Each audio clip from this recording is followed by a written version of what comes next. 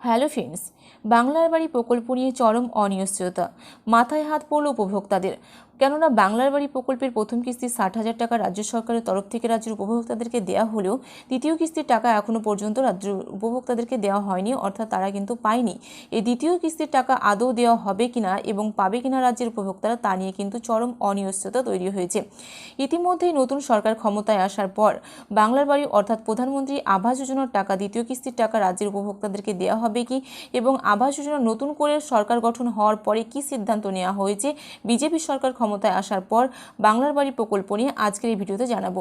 এবং আবাস যোজনা কত টাকা করে রাজ্যের উপভোক্তাদেরকে দেওয়া হবে নতুন সরকার গঠনের পর, এছাড়াও দ্বিতীয় কিস্তির টাকা নিয়ে কি জানানো হয়েছে আজকের এই ভিডিওতে বিস্তারিত জানাবো। তার আগে ভিডিওটি যদি ভালো লেগে থাকে তো অবশ্যই একটি লাইক করবেন, বন্ধুদের সঙ্গে শেয়ার করবেন।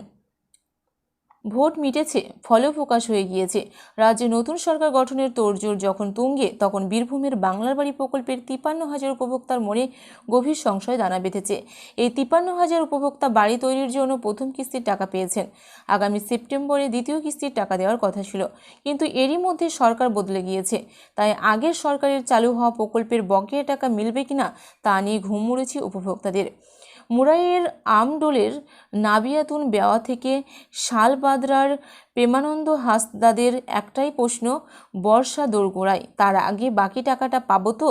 2022 সাল থেকে আবাস যোজনার বরাদ্দ কেন্দ্র বন্ধ করে দেওয়ার পর তৎকালীন মুখ্যমন্ত্রী ঘোষণা করেছিলেন দিল্লির দয়া চাই না, রাজ্যই গরিবদের বাড়ি দেবে। তার ঘোষণা মতো 2024 সালের অক্টোবর মাসের পর থেকে প্রথম পর্যায়ে উপভোক্তাদের বরাদ্দ দেওয়া শুরু হয়। বীরভূম জেলায় প্রথম দফায় প্রায় 53,280 জন উপভোক্তা বাড়ি তৈরির বরাদ্দ পেয়েছিলেন। তাদের প্রায় প্রত্যেকেই বাড়ি তৈরির কাজ শেষ করে ফেলেছেন।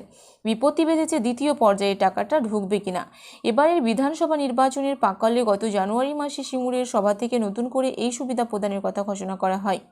বীরভূম জেলায় 53,000 বাসিন্দার বাড়ি তৈরির টাকা বরাদ্দ হয়।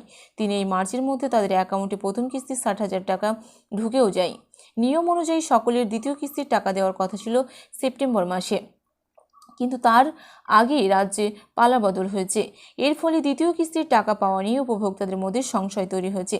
প্রশাসনের এক কর্তা বলেন, দ্বিতীয় কিস্তির টাকা কবে কিভাবে দেওয়া হবে তা নিয়ে আমরাও অন্ধকারে রয়েছি। শালবাদরার প্রেমানন্দ হাসদাও সেই একই দলের সামিল। দিনমজুর এই মানুষটি স্বপ্ন দেখেছিলেন এবার অন্তত পাকা ছাদ হবে। তার অসমাপ্ত ঘরের দিকে তাকিয়ে এখন শুধুই দীর্ঘশ্বাস। জেলা প্রশাসন সূত্রে জানা গিয়েছে, এই 53,000 উপভোক্তার মধ্যে অধিকাংশই নির্বাচিত হয়েছেন আবাস প্লাস তালিকা থেকে। তবে দুশ্চিন্তার বড় কারণ হলো প্রায় 10,000 উপভোক্তা যাদের নাম বরাদ্দের তালিকায় উঠেছিল দিদিকে বলো তো ফোন করে কিংবা প্রাকৃতিক দুর্যোগে ক্ষতিগ্রস্ত হওয়ায়। বিশেষ করে কারণে নির্বাচিত এই উপভোক্তাদের ভাগ্য এখন ঝুলে রয়েছে নতুন সরকারের সিদ্ধান্তের ওপর। স্বাভাবিকভাবে প্রশ্ন উঠেছে, নতুন সরকার কি আগেই সরকারের এই বিশেষ তালিকা মেনে নিয়ে দ্বিতীয় কিস্তির টাকা বরাদ্দ করবে, নাকি কেন্দ্রের প্রধানমন্ত্রী আবাস যোজনার সঙ্গে একে সংযুক্ত করা হবে? বিশেষজ্ঞরা বলছেন, রাজ্যের পোর্টালের সঙ্গে কেন্দ্রের আবাস সফট পোর্টাল সংযুক্ত করা খুব কঠিন না হলেও শুধুমাত্র দ্বিতীয় কিস্তির জন্য কেন্দ্র অনুমোদন দেবে কিনা তা নিয়ে দ্বন্দ্ব রয়েছে। এক সরকারের বিদায় অপর সরকারের আগমনের এই সন্ধিক্ষণে দাঁড়িয়ে বীরভূমের প্রান্তিক মানুষের অপেক্ষা ছাড়া আর কোনো কিছু উপায় নেই বলে সূত্রের খবর।